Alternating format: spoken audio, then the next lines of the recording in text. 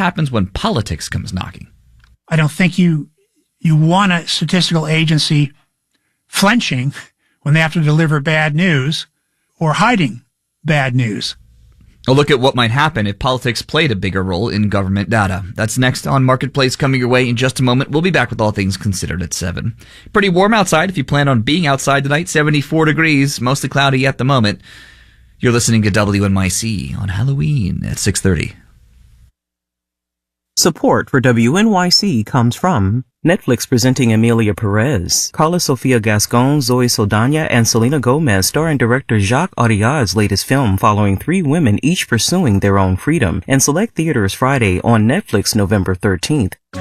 If you believe democracy requires a free press, your station is WNYC, 93.9 FM and AM 820, NPR News and the New York Conversation.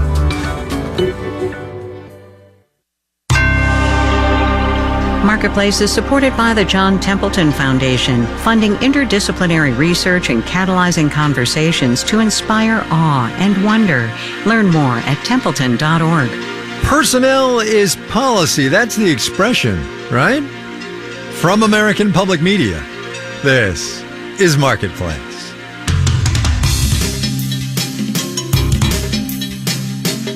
Marketplace is supported by Clear Channel Outdoor, an out-of-home billboard company that offers data-driven advertising solutions for businesses big and small. Billboardsforbusiness.com. And by Betterment, an automated investing platform that helps make it easy to invest. Learn more at betterment.com. Investing involves risk. And by Rubrik. When cyber attacks put businesses at risk, Rubrik provides the power to bounce back fast. More at Rubrik.com.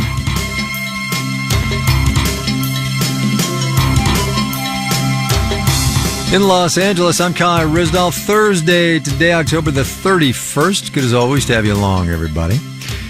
A distinctly not scary number on inflation today, 2.1% year over year. So we learned from the Personal Consumption Expenditures Price Index, which was out this morning. So, that's good. Along with it, we got another key indicator the Fed keeps a close eye on, the Employment Cost Index, which showed that in the third quarter, it was almost 4% more expensive to employ somebody than it was a year earlier. That is a slower rate of increase than the previous quarter, but still, as you can tell, about 2 percentage points ahead of inflation. The challenge here, of course, is keeping inflation and wages being the key component of employee costs, right? It's keeping them in some kind of balance. As Marketplace's Justin Ho reports, the secret sauce to that is making workers more productive. According to the Labor Department, productivity has grown in 6 of the last 7 quarters. One reason? Unemployment is low. People are actually working, which means they have time to move from lower productivity jobs to higher paying, higher productivity jobs, and they get time to train up in their new occupations. That's Preston Mui, senior economist with the research group Employ America. He says the government's also invested a lot in American manufacturing. Plus, supply chains have improved. So, Moy says, workers are more efficient.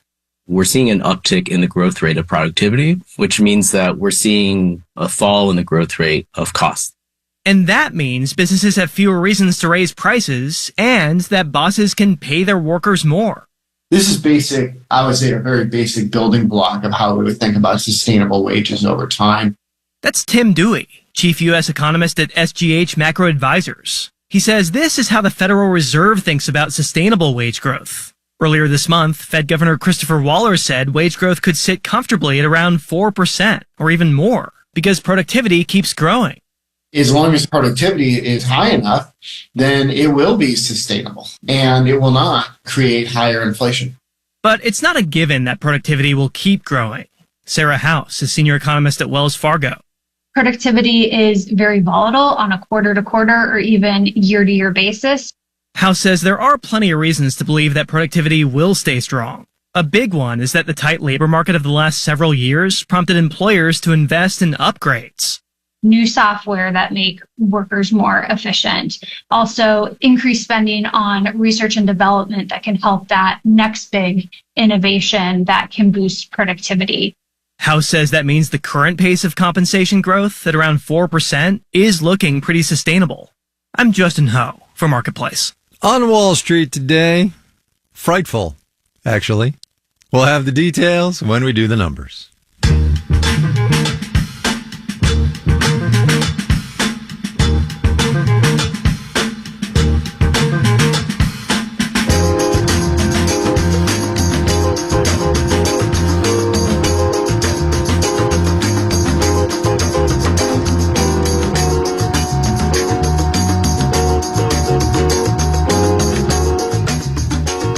This planet is, for the foreseeable future anyway, a petroleum-based economy. Crude oil and natural gas, about which there is a report out today from the Energy Information Administration. Fracking, what it's meant for oil and nat gas production here and what it means for the U.S. economy. Marketplace's Elizabeth Trovall has that one. Natural gas production has more than tripled in the Permian, Eagle Ford, and Bakken oil plays over the past decade. And the balance of oil and natural gas has shifted more towards natural gas. Trinity Manning Pickett is with the Energy Information Administration. As more crude oil is being produced from these wells, more natural gas will come to the surface over time. It's been an exciting decade in the industry. Natural Gas Intelligence's Letitia Gonzalez. The advent of shale obviously changed the game, and so we've seen much lower prices since then. And the U.S. started shipping liquefied natural gas to Europe and increasingly Asia. That has been the biggest driver of demand here over the last several years. It's expected to continue rising over the next decade at least. The U.S. has actually become a net exporter of natural gas, and the cheap, abundant fuel source has been good for consumers here at home, says Timothy Fitzgerald with the University of Tennessee. It provides a lot of choice and flexibility and helps lower consumer energy bills, both for gas bills and for power bills. Natural gas has also helped the U.S. phase out a dirtier source of electricity, coal. But these are still hydrocarbons we're talking about. UT Austin's Kerry King. We're not really doing anything different in terms of natural gas and making it lower carbon. He says even though natural gas is cheap, decarbonizing the natural gas supply chain would cut into company profits. And there's much work left to do if we want the industry to be cleaner. I'm Elizabeth Trovall for Marketplace.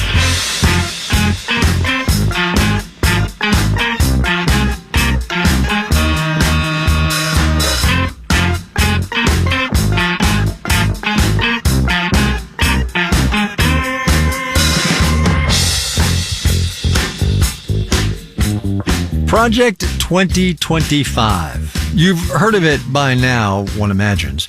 The 920-page offering from the Heritage Foundation and alumni of the Trump White House, a guide for what a second Trump administration should do across all areas of government. Immigration, education, law enforcement, also how the federal civilian workforce should be organized, specifically something called Schedule F. We will spare you the details of how Schedule F would change the Civil Service Reform Act of 1978, but suffice it to say, it would turn tens of thousands of government workers, currently afforded civil service protections, into political appointees who serve at the pleasure of the president. That would be a change, a big one. And to understand why it matters, you got to understand how we got here. So the first thing I want you to do, and Nancy, you get to go first, is tell me exactly who you are and how you want to be identified. My name is Nancy Unger. I'm professor of history at Santa Clara University. And if you're asking, please feel free to call me Nancy if that's what you're asking. All righty. I will try to remember. I don't always get that. You might get a ma'am out of me here and there. That's kind of the way I roll. Whatever makes you most comfortable. All right. Yeah. Mark, what about you? Sure. Well, I'm Mark Summers. I teach at the University of Kentucky, and you can call me Mark. That would suffice. Historians, both specialists in the Gilded Age, the late 1800s, and the politics of that time. I want one of you to tell me about the spoils system, what it was and how it came about. Mm-hmm. Nancy, you want to do it? Sure. So the spoils system got that name. It was derived from the phrase, "to the victor belong the spoils," by New York Senator William Marcy. And he was referring to the victory of Andrew Jackson in the election of 1828. Basically, the idea is that the spoils systems gives federal jobs to political supporters, family and friends of the winning administration. So you get a job in the federal government not because you're qualified, but because it's a payoff for your support. Mark, how bad was it? I mean, not being qualified is one thing, but just getting something because you're somebody's cousin or nephew, that's a whole nother thing. Well, it wasn't bad. It was worse, actually. I mean, people that have a good loyalty, sure, they can actually be competent. They can be able. But ultimately, if you're giving people jobs because they have got out the vote or they've made sure to provide the money for it, well, what you're doing is you're hiring people that are going to be working as clerks that don't know how to write or can't figure out which end of the pencil goes on the paper. You're going to be choosing people that are going to be feathering their nest. Political appointees have been a part of government forever, of course, as they are today. What made the spoils system different was the jobs at every level of government were handed out as favors until they weren't. Mark, get me to 1883, the Pendleton Civil Service Act of that year. Sure. How did we get there? It's tricky how we got there. I'd say to start out with, already by the end of the Civil War, the government has, comparatively speaking, ballooned in size. I mean, there's more and more places that need post offices, right? And the government appoints the postmasters out there, the kind of people that not only have to know how to deliver the mail, but if there's another party's newspaper coming in, that newspaper may suddenly get lost and never get to its subscribers. Oh dear. That kind of thing. A number of people began to argue that we need to have a system of hiring government employees based on merit. You know how I say sometimes history matters? Here's why. James Garfield is elected president in 1880, and then 4 months after his inauguration, Garfield is killed by an office seeker who didn't get a job. Charles Guiteau, who felt he was owed a job for his work getting Garfield elected.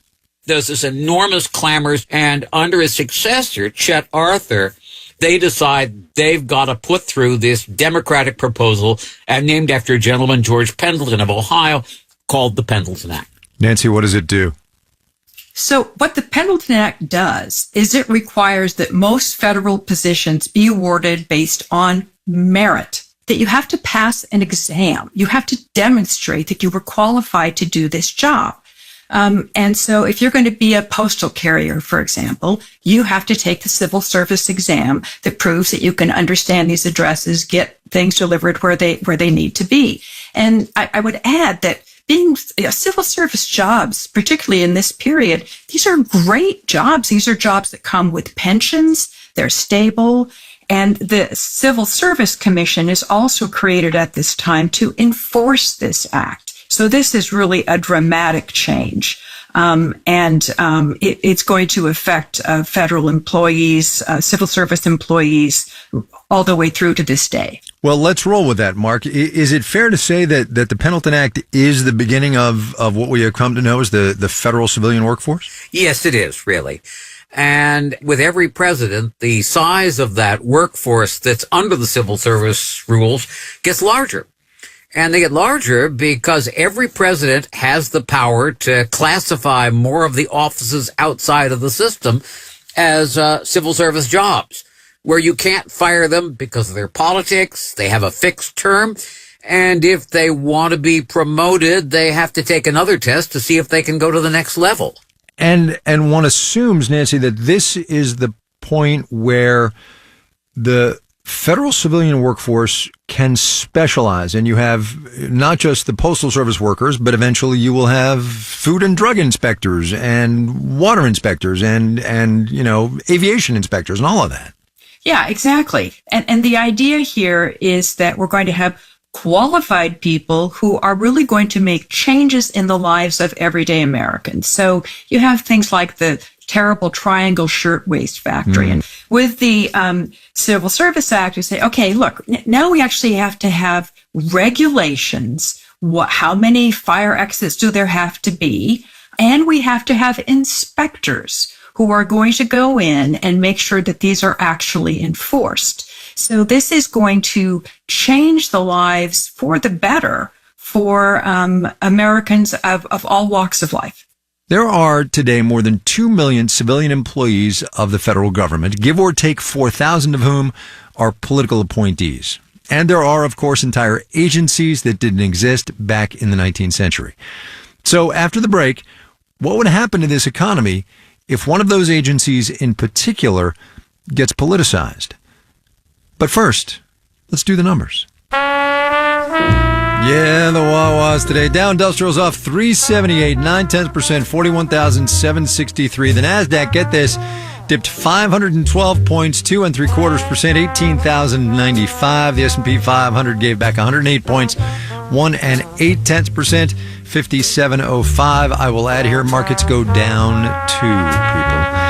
Investors are reacting to tech giant earnings reports. Meta, Facebook's parent company, dropped 4%. Microsoft down 6%. Alphabet, of course, Google's parent, sank 1.9% today. Ford said it would temporarily halt production of its F-150 Lightning until early next year to manage an overstock of the electric truck. That is to say, not selling as many as they thought they would. Symptomatic of the broader trend among automakers, with EV sales slowing. Ford decelerated 1.7% today. Candy makers on Halloween? Sure, we can do that. Tootsie Roll tumbled 1.8% today. Mondelez International, makers of Swedish Fish, boo, shed 1.9%. Don't at me. You're listening to Marketplace. The Numbers is supported by Odoo.com, your entire business on one platform. Marketplace is supported by the Peter G. Peterson Foundation, a nonpartisan organization dedicated to raising awareness and accelerating action on America's fiscal challenges to build a brighter economic future for the next generation. Learn more at pgpf.org. And by Drexel University, whose cooperative education program positions students to explore future careers and discover their ideal profession before graduation. This is experiential education.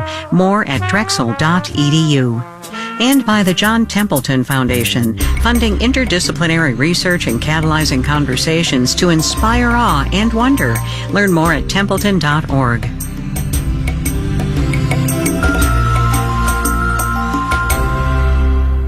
WNYC is supported by Pace University. At Pace, students learn for real life, acquiring knowledge and experience to help them land jobs at accounting firms, in tech, on stage and screen, and beyond. More information is available at pace.edu. On the next Brian Lehrer Show, the legendary Washington Post reporter Bob Woodward on the pre-election revelations in his new book, War. These include Kamala Harris's role in President Biden's relationship with Benjamin Netanyahu in the last year, Donald Trump's Joint Chiefs of Staff Chairman, General Mark Milley, calling Trump fascist to the core, and more. Bob Woodward and more on The Brian Lehrer Show, weekdays at 10 a.m. on WNYC. You're listening to Marketplace on WNYC. In the 7 o'clock hour of All Things Considered, we're down to the final stretch here, how the Trump and Harris campaigns are working to get out the vote in these final days of the election season. We'll have that and more at 7 o'clock. Stay tuned.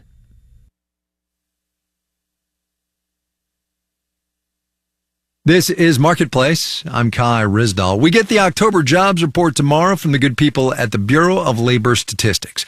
The BLS, as it happens, is part of the federal workforce that would be restructured if Schedule F actually went into effect. I guess I'm former commissioner of the Bureau of Labor Statistics. He really was. President George W. Bush appointed Keith Hall to run the BLS, which he did from 2008 until 2012. After that, Hall was the director of the Congressional Budget Office, which is to say government data is his thing. I think federal statistics are part of the infrastructure of the economy. You've got households who are making decisions about their jobs, what they want to do. You've got businesses who are making decisions. Then you've got policymakers who are making decisions. If you're talking about the American labor market, BLS data is the nonpartisan, apolitical gold standard. The data is collected by dozens of people. In fact, the whole monthly reports, maybe hundreds of people are helping put that together. They follow standards, they follow procedures, and they're people who don't have an agenda. They're professionals. In fact, the folks at BLS are hired because of their technical expertise, their ability to collect and understand data and keep the quality high. A bit more than 2,000 people work at the BLS, only one of whom, the commissioner, is a political appointee named to fixed 4-year terms. What would happen if Schedule F goes into effect? If a second-term Trump presidency reclassifies federal workers, thousands of them, to make them easier to hire and fire and make them more politically dependent on him? What happens to the work the BLS does? It would be frustrating for them to see politics come into what they do. As a manager of some of these places, I considered it somewhat my job to protect the career people. I don't think you want a statistical agency flinching when they have to deliver bad news or hiding bad news. And again, if you bring in too many politicals, if you do the Schedule F stuff, I think you run a danger there. I'm Eric Groshin. I am Senior Economic Advisor for the Cornell ILR School and the former Commissioner of the U.S. Bureau of Labor Statistics. 2013 to 2017. As Commissioner, I saw no number before it was final. And there were a lot of limitations on what I could see, and I was happy with that. Right? That right there, that's the firewall between politics and critical economic data. Now, if you convert a large swath of the senior civil servants to political appointees, then you're really going to seriously undermine trust in the objectivity of the data. Spinning release narratives. So right now, BLS basically uses only a very limited number of adjectives in its releases, right? They stick to counting those beans and having it be just bean counting, right? You could have speeding up or withholding releases at will for political purposes. There are just a lot of opportunities for this kind of interference. What's your level of concern about all this? Scale of 1 to 10, are you like at a 5-ish, or where are you? Oh no, I'm much closer to 10 on this. I mean, I really think that the norms in the agencies are absolutely critical to their success, right? And Schedule F would just really undermine those norms, and maybe not right away, not immediately, but within a few years. You'd have people grasping at any other sources of data that they could, but they're no substitute because they don't have the breadth and they don't have the transparency and they don't have the history that you get from the statistical agencies. We called the Heritage Foundation, the think tank behind Project 2025, for comment. They declined, but the architects of Schedule F have said on the record elsewhere they believe all levels of government should be more broadly aligned politically with the president's agenda. That would mean the biggest change to the federal workforce in more than a century, and as yet unknown changes to the quality of critical economic data.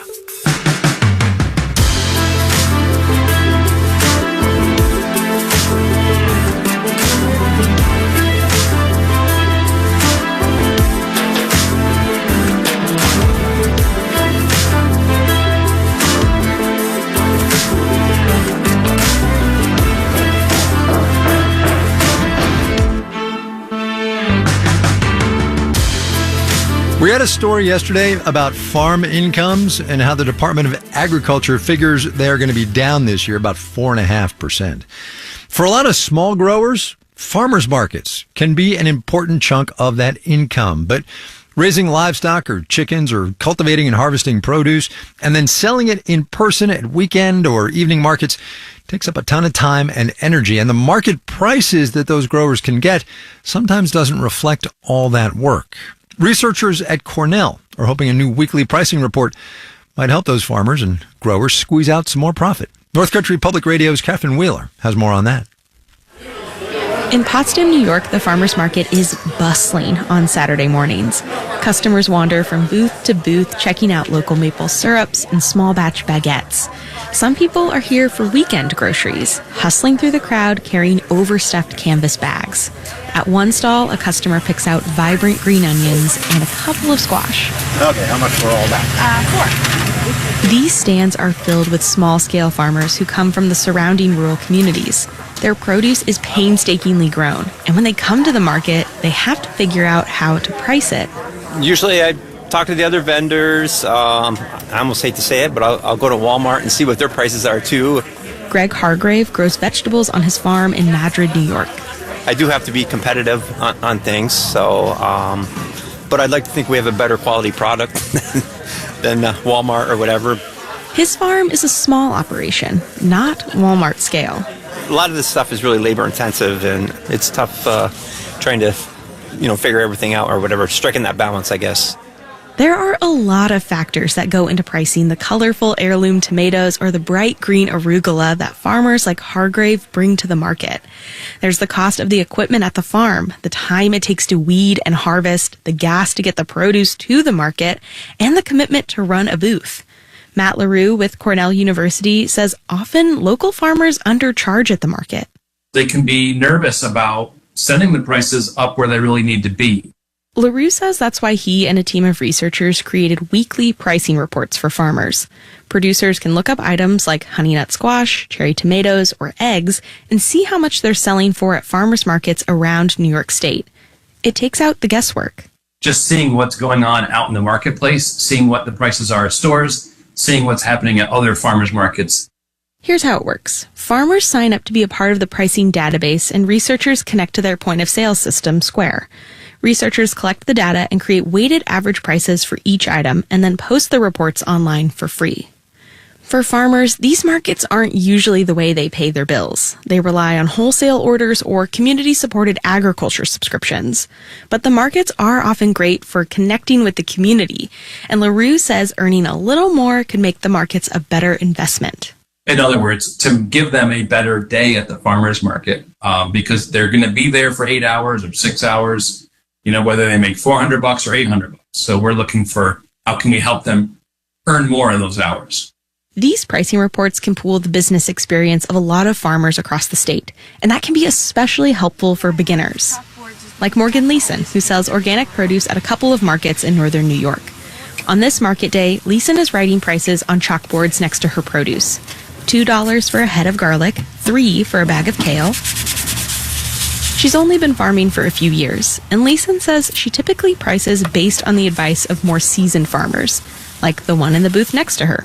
What do you think I should charge for this pound of grapes? And he's like, oh, I'm thinking like $1 or $2. He's like, $5. That's what, I'm just like, and he's experienced. He knows what he's talking about. There's dried oregano and sage hanging from the top of her pop-up tent, and the last harvest of fresh raspberries are displayed on her table. Her prices are a bit higher than they were last year. I want to stay really fair to the people who are buying from me and keep it affordable, but also make sure I'm making enough to keep myself going so I can keep serving the community. Leeson says Cornell's pricing tool will be of real help, especially over winter when she hunkers down to work on her business plans. In Potsdam, New York, I'm Catherine Wheeler for Marketplace.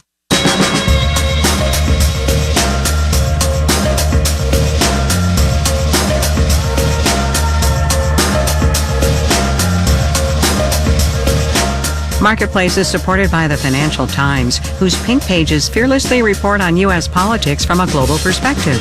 There's more at FT.com. And by Rubrik. When cyber attacks put businesses at risk, Rubrik provides the power to bounce back fast. More at Rubrik.com. And by Solidigm. Companies require a new approach to AI storage. Solidigm offers solid-state storage solutions optimized for AI from core to edge. StorageForAI.com. This final note on the way out today, in which the economy thanks you, the American consumer, for your participation in the festivities this afternoon and this evening. Consumer spending, as we know, makes this economy go round, so I will offer this data point from the National Retail Federation, which I think I told you about when it came out about a month or so ago. By the time all the candy's eaten and all the costumes are put away, we are going to collectively have spent more than $11.5 billion on Halloween 2024. Good job, people. John Buckley, John Gordon, Noya Carr, Diantha Parker, Amanda Peacher, and Stephanie Seek are the Marketplace editing staff. Amir Bibawi is the managing editor. And I'm Kai Risdal. We will see you tomorrow, everybody.